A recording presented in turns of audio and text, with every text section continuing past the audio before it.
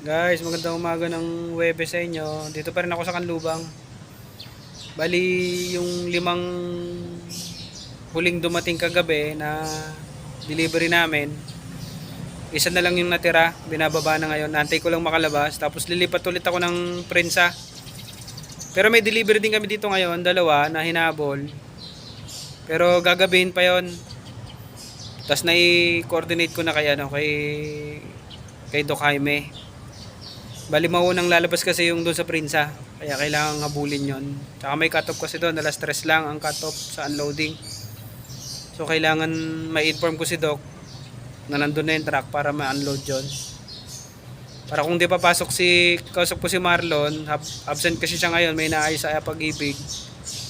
Kung matatapos siya ng mas maaga, siyang pupunta rito para mag-duty. Pag hindi, ako din ang babalik dito. Nilalagari ako ngayon kung sakali.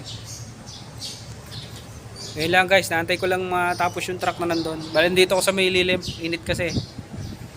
Mas tapat ako ng gate.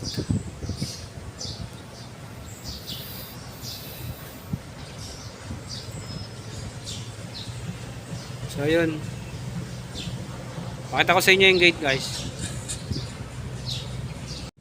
Ayun guys, yung gate. Yung dito lang kasi ang malilim tsaka mahangin, kaya dito ako natambay.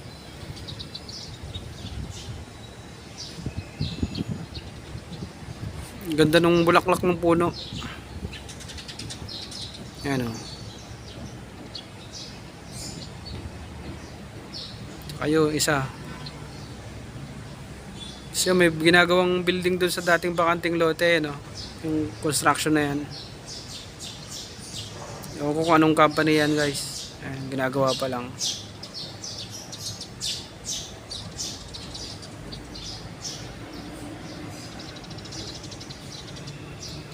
Ayun lang guys, dito update lang ako.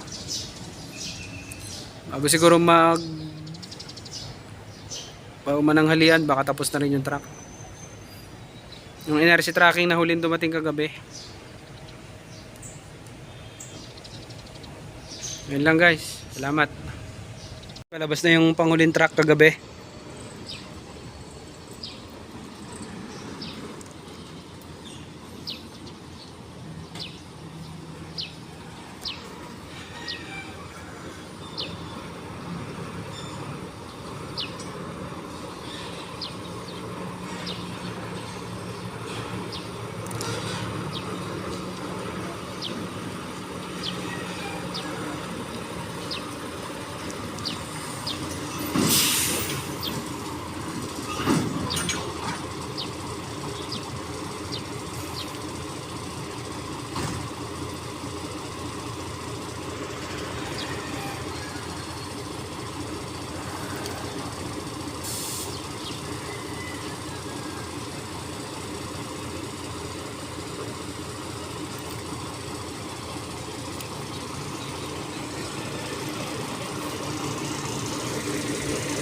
Lipat ulit ako guys sa Gen Tech.